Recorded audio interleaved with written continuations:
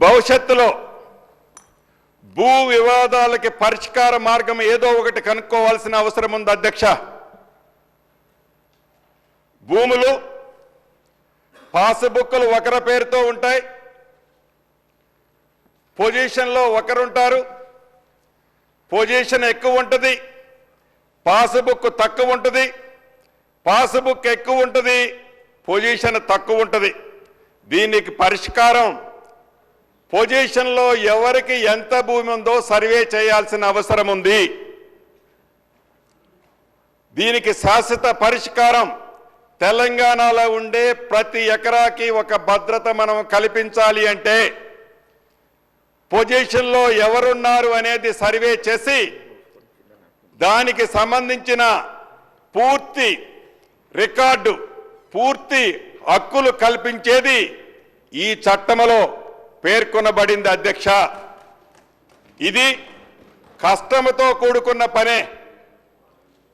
కొన్ని చోట్ల ఒక 5%, 10% విమర్శలు వచ్చే మాట వాస్తవం.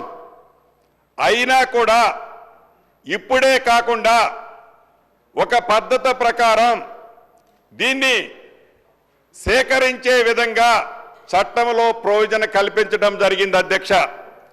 అదే రకంగా ఇక రిజిస్ట్రేషన్ చేసేటప్పుడే దస్తావేజులున్న రిజిస్ట్రేషన్లో చేసేటప్పుడే ఆ భూమిని ఎవరైతే కొనుక్కుంటారో వారికి అదే నిమిషంలో మ్యుటేషన్ కలిగే అవకాశాన్ని గత ప్రభుత్వం కల్పించింది అధ్యక్ష. నాకు ఒక డాక్యుమెంట్ ద్వారా ఒక ఆస్తి సక్రమిస్తే ఆ ఆస్తిని నేను వేరే వాళ్ళకి అమ్ముకుంటే అమ్ముకునేటప్పుడు నా ఆస్తి నాకేదైతే టైటిల్లో నా పేరుందో ఇమ్మీడియట్లీగా ఆ ఆస్తిని కొనుక్కునే వాళ్ళకు కూడా మ్యుటేషన్ చేసే అంశాన్ని అన్నిటికీ అదే పెట్టారు. మేము ఈ చట్టంలో దీన్ని 3 రకాలుగా విభజించడం జరిగింది అధ్యక్ష. మొదటి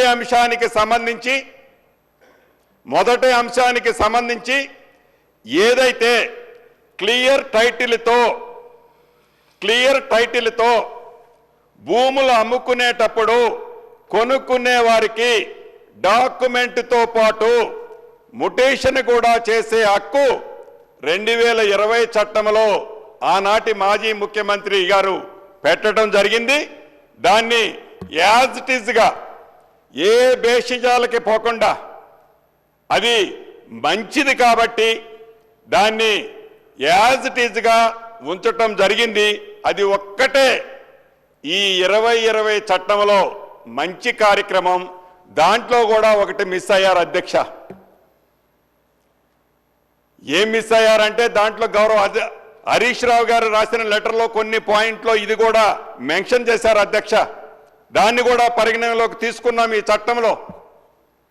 ఏదైతే డాక్యుమెంట్ ద్వారా రిజిస్ట్రేషన్ జరిగిందో మ్యుటేషన్ అయిందో దాంట్లో కూడా ఏదైనా అబ్జెక్షన్స్ ఉంటే ఏదో ఒక ప్లాట్ఫారం మీద వాళ్ళు అప్లై చేసుకునే విధంగా ఈ డాక్యుమెంటు ఎంఆర్ఓ గారి దగ్గర రిజిస్ట్రేషన్ అవుతుంది కాబట్టి నెక్స్ట్ అప్పీల్ అథారిటీ ఆర్డీఓ గారు కలెక్టర్ గారికి పెట్టడం జరిగింది అధ్యక్ష.